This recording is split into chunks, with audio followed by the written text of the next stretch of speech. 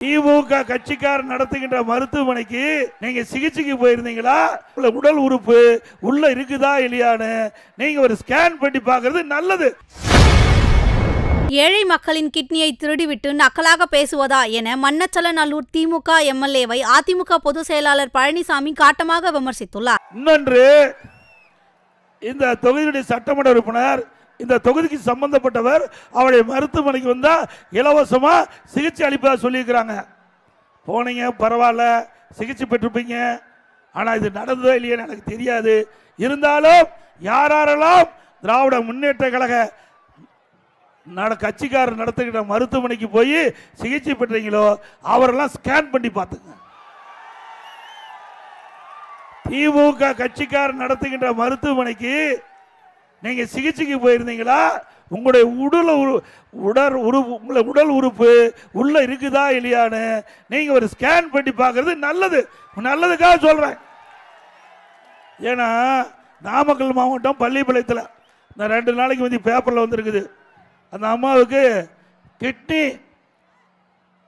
Kidney கொடுப்பதாக தெரிவிச்சிருக்கிறாங்க. கூட்டிட்டு போயிருக்கிறாங்க. வறுமையின் காரணமா கிட்னிக்கு பதிலாக கல்லீரல் எடுத்துட்டாங்க.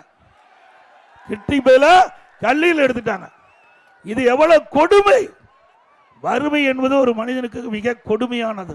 அந்த கொடுமையை பயன்படுத்தி இப்படிப்பட்ட பணக்காரர்கள், இப்படிப்பட்ட பதவிகளை வைக்கின்றவர்கள் ஏழைகளை வயிற்றை அடித்து ஏழைகளுடைய உறுப்புகளை முறைகேடாக எடுப்பது குற்றம். நீங்கள் நடவடிக்கையை எடுக்கப்பீர்கள் என்று நம்புகிறோம். நீதிமன்றத்தில் வழக்கு இருக்குது. அனைத்து இந்திய அண்ணா திராவிட முன்னேற்ற கழகம் அமைந்த பிறகு இதற்கு முழுமையான விசாரணை மேற்கொள்ளப்பட்டு இந்த தவறு நடந்திருந்தால் சட்டப்படி நடவடிக்கை எடுக்கப்படும் என்பதை தெரிவித்துக் கொள்கின்றேன். நீதிமன்றமே குறிப்பிட்டிருக்குது. இது மிக மிக கொடுமையானது.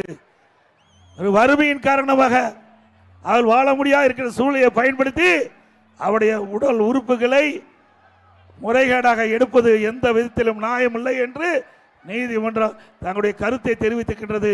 ஆகவே எண்ணி பார்க்க வேண்டும். ஆகவே ஒரு சட்டமன்ற உறுப்பினர் இன்னும் பேசுகிறார், இன்னும் அதிகமா பேசுறார். நிருபர் கேட்கிறாங்க, இது நடந்தது திமுக ஆட்சியில், கண்டுபிடிச்சது திமுக அரசாங்கம். அவர் பேசுறார், நான் வந்து கிட்னி திருடுறதா இருந்தா அவர் சொன்னது ரோல்ஸ் ராய் கார் வாங்க ஊர் மக்களின் கிட்னியை கலெக்டர் வேணுமா? இதுக்காக ஓட்டு போட்டு எம்எல்ஏ ஆக்குனீங்க. கிட்னியை புடுங்கிறதுக்காக ஓட்டு போட்டு எம்எல்ஏ ஆக்குனீங்க.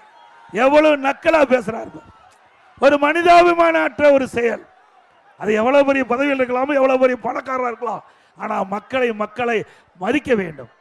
இன்னைக்கு பணம் இருக்கும் போகும். ஆனா உயிர் என்பது ஒரு முறை உடல்ல இருக்கும், ஒரு தடவை போயிட்டா வராது. அப்படிப்பட்ட உயிரோடு நீங்க விளையாடாதீங்க, தயவு செய்து வேண்டாம். அது மட்டுமல்ல, செய்திகளை உள்ளது உள்ளபடி தெரிந்து கொள்ள ரெஃப்ளெக்ட் நியூஸை சப்ஸ்கிரைப் பண்ணுங்க.